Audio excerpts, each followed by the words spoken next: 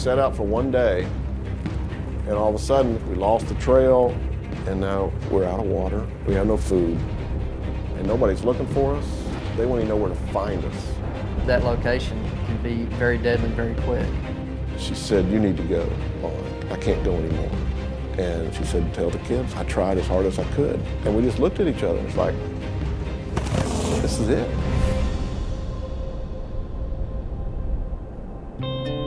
We went to Big Bend Park in the 1980s and fell in love with the place. It's a special place to both of us, and we got married in Big Bend. They go back every year in the end of September, early October, and camp for 3 or 4 nights in the park. We go up to Arkansas and stay with the children, which is lots of fun. We set out for a day hike Wednesday morning, and it was beautiful. And I took pictures up at the top. It started great, but they'd had so much rain that the markers were washed away. And we missed a turn, and all of a sudden it's like darkness started coming quick, and it's like, uh-oh. We had just sips of water left. We have no food, we don't have a flashlight, and there's no phone service. Now what do we do? Big Bend Ranch State Park is very rough and rugged country. We've got snakes, we've got cliffs, we've got deep ravines. Almost everything out here has thorns in it. When they're out in the wilderness like this situation, dehydration always comes into play. That's a big deal out here. The human body's pretty resilient, but eventually it will start deteriorating. We hiked till probably about, 1:30 or 2 o'clock, and we just couldn't go on at that point. We gotta stay here. And we just laid down. There was just no shade at all. And then Kathy wanted to eat some cactus. She's just covered in needles. I finally told Kathy, I said, "We need to keep going." And she kept saying, "No, not yet, we can't." We sat there that night. Friday morning, we kept walking, but Kathy started wanting to sit down, wanted to rest. And then it got to be where she couldn't go but about 5 minutes. She said, "You need to go. I can't go anymore." And then I said, I know, but I don't want to leave you."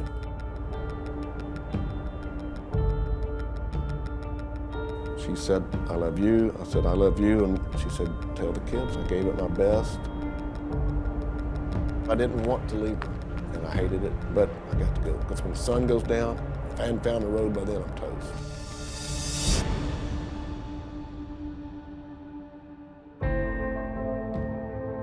I don't want the kids to grow up without their mother. So I got to keep pushing, I got to keep going. I walked for hours. Eventually, I saw a little glimmer, and I took a picture because I knew I could blow it up on the back. I blew it up enough to be able to tell that, by gosh, that's a vehicle. I just made a beeline for it.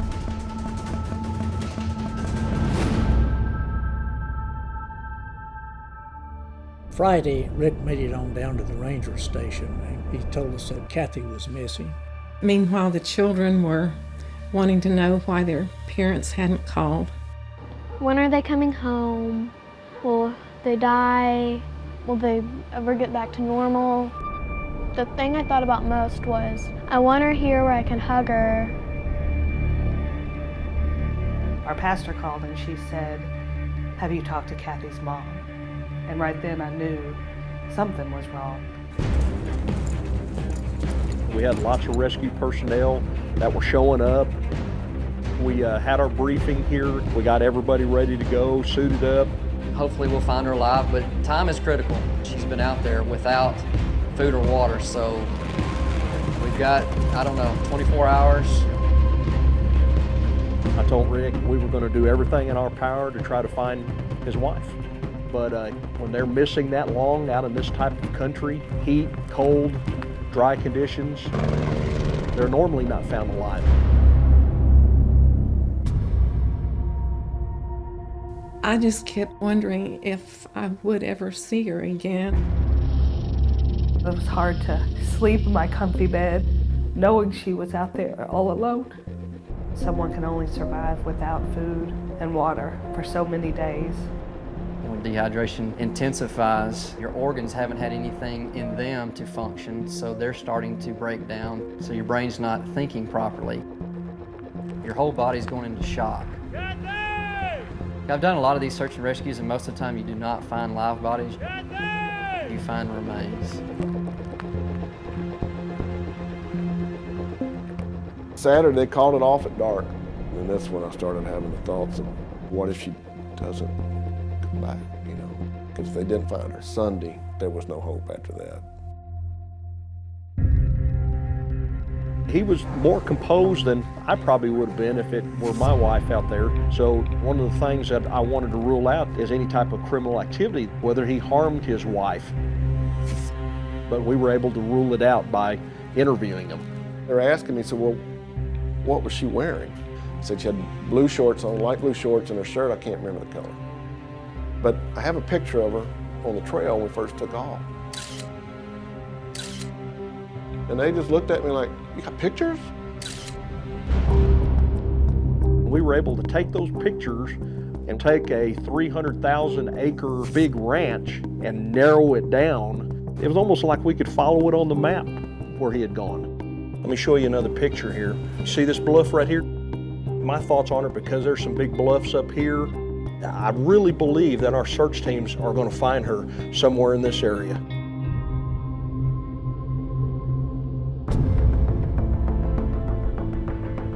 I was really in bad shape Sunday morning because she'd been out all night. The temperature dropped down to 35. They weren't going to find her, or if they did find her, it's going to be too late. We heard coyotes that morning when we first went out. There's no doubt in my mind that those coyotes were honing in on her. So we had a very high suspicion they were actually eating on Kathy. So that's where we went to start searching. We first saw her feet sticking out of the bushes. Hey, show here! State Game Warden, State Police, we're here to help. Are you okay? Miss Fry. Miss Fry, are you okay? Get over here! Command post. The telephone rang and he said they found her. But before we could find out if she was alive or if she was dead, the phone cut off. I could tell something's up. I knew Rick was sensing that something was going on. But I didn't know which way it was going to go. You found her. I want you to make sure now. I heard Captain Ray inside say, where's Rick? How you doing, Rick? All right. I got some news for you. She's alive. I mean, just all of his emotions just came out right there. And I just clapped right into him. I'm not a big hugger, but I was hugging everybody, you know. I could. Hey, Kathy. Name's Brent. I'm a medic, okay? I don't know that you can even really articulate that kind of relief. I just can't even describe what that feels like after having been alone all that time. She started to get real emotional, started to shake. I don't think she had much fluids left in her body. She couldn't cry, but you could tell she wanted to. The emotional breakdown was pretty heartbreaking.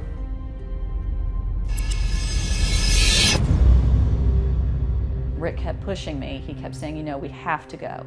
I just had reached the point where I could not walk any longer. We said, I love you. And I told him to tell the kids, please let them know that I did everything I could to get back. By Friday night, I am so thirsty. I used the knife to cut my arm. I was trying to drink my blood. It was almost like blood is liquid, my mouth is dry, I need liquid. If the searchers hadn't found her and she'd been out there another 2 hours, then it would have been a recovery and not a rescue. I didn't know that I was rescued in the 11th hour.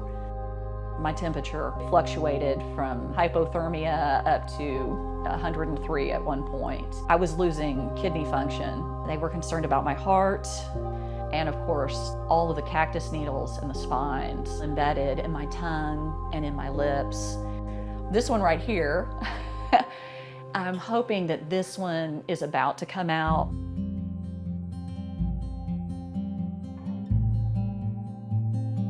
There were several times when I was hiking, it's like, we may not make it out of here, and I'm carrying this heavy camera everywhere I go. But in essence, the pictures actually helped find Kathy.